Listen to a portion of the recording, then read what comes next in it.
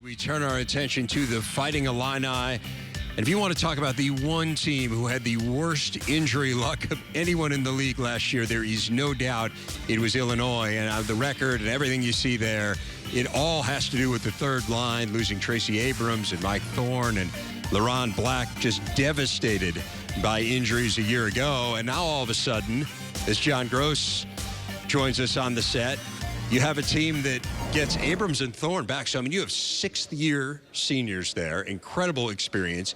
You have some conventional seniors, and you go from being a team that could barely practice last season, barely had enough bodies, John, to I think being one of the deepest and most interesting teams in the league. So, what does it mean to go from not having the experience to being one of the more experienced teams in the league? That means everything, Dave. You know, obviously you talked about our depth now, and just practice alone is so much more competitive.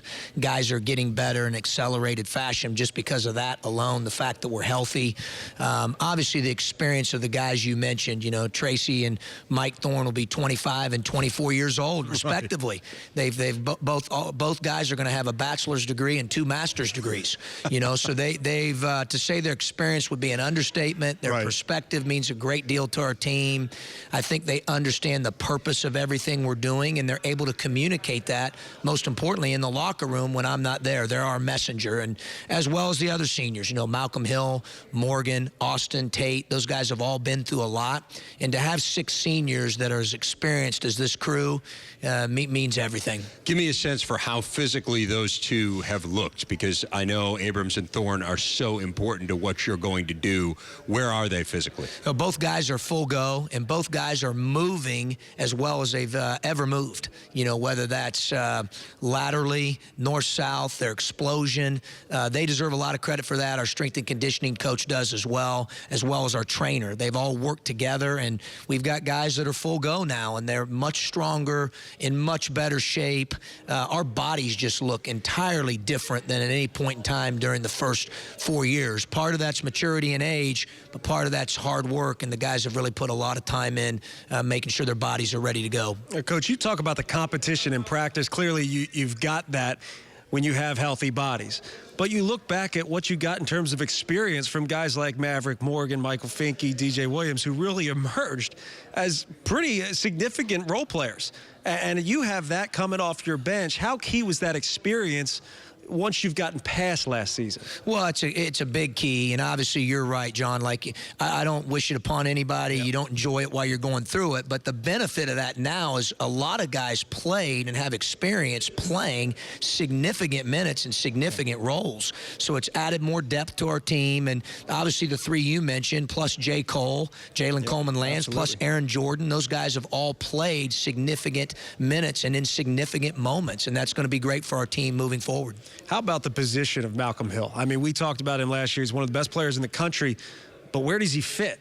And do you ever have those conversations with him about where he may fit at the next level? I mean, you certainly want to showcase him as much as possible, but at the same time, you need to use him however you need to use him to win basketball games. He's been terrific in that regard. I mean, he played basically last year, well, he did play 1 through 5 at some point, Dave, in a game, at least 1 or more possessions, and I've never had that with a player in my career as an assistant or head coach. Never complained, just did it, adapted as we needed to adapt.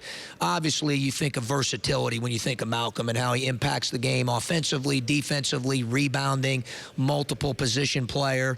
I do think this year we're going to be able to streamline it a lot more for him, and because of that, I think he'll be a lot more efficient.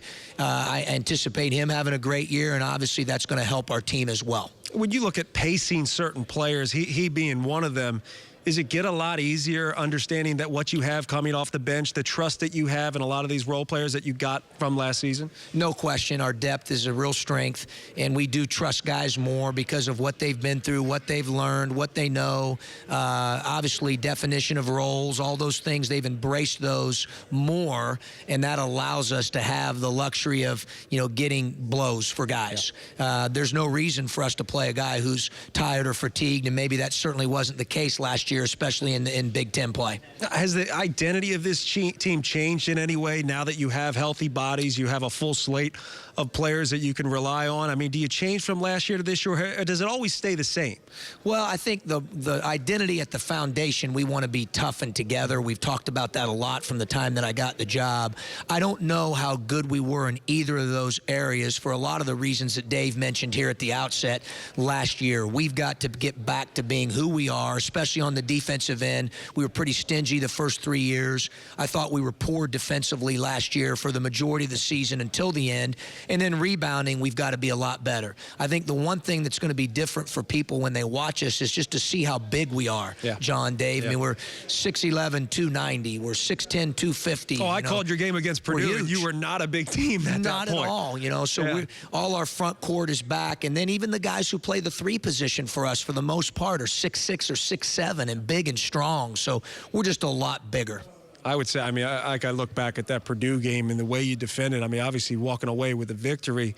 Do you get confidence? And does your team get confidence, especially some of the young guys? I mean, the way Jalen Coleman-Lands emerged as a scorer, as a playmaker, do those guys get confidence to the point where now you have everybody back? Does this team roll in looking like and feeling like they're an NCAA tournament team? Our guys have high expectations. There's no doubt about it. I told them our goal every year is we want to overachieve. We want to go beyond what our potential level is. Obviously our guys want to get back to the tournament and do that. I think that's an outcome of process. We've got to get caught up with getting better every day.